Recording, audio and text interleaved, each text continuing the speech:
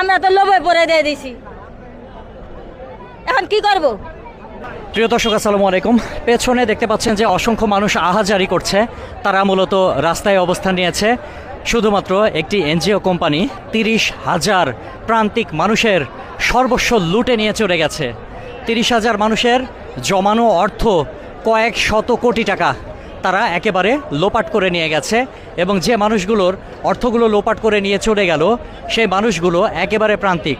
কেউ রিক্সা চালায়, কেউ দিনমজুরি করে, কেউ অন্যের বাসায় কাজ করে, কেউ দেখা যাচ্ছে যে রাস্তায় কোনো কিছু টানে, মিন্তির কাজ করে, এরকম অনেক রকমের কাজ আছে।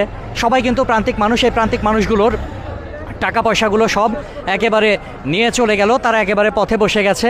আজকে তারা পথে নেমেছে, কিন্তু সত্যি সত্যি তাদের জীবনে একেবারে অভিশাপ নেমে চলে এসেছে। কারণ তারা টাকাগুলো জমাচ্ছিল, দীর্ঘদিন ধরে আসলে তাদেরকে ঘোরাচ্ছিল, এবং আজকে এই প্রতিষ্ঠানটা একেবারে চম্পট দিয়েছে, অর্থাৎ চলে গেছে, একেবারেই চলে গেছে। তারা এখন কি করবে কোনো দিশে খুঁজে পাচ্ছে না। তবে আপনাদের উদ্দেশ্যে একটা বার্তা, এটা কেন ঘটলো, কেন এমনটা হয়?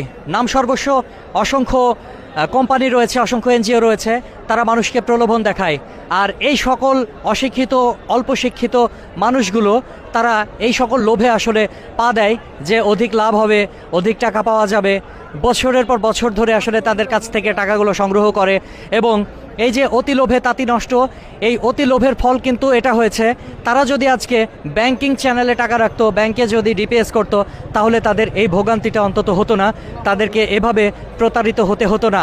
তাই আপনাদেরকে বলছি, যারা এই ভিডিওটি দেখবেন, দয়া করে আপনারা সকলের মাঝে এই বার্তাটা ছড়িয়ে দিতে পারেন। কারণ এভাবে আপনারা নামে বেনামে যে সকল এনজিও রয়েছে, জেনে বা না বুঝে আপনারা অনেক সময় রাখেন, রিস্ক আছে ভেবেও রাখেন যে প্রতিষ্ঠানটা মানুষের টাকা নিরাপদে রাখছে, কিন্তু একটা সময় গিয়ে এই যে বছরের পর বছর নিরাপদে রেখে আজকে তারা পালিয়ে চলে গেল, কাকে বিশ্বাস করব?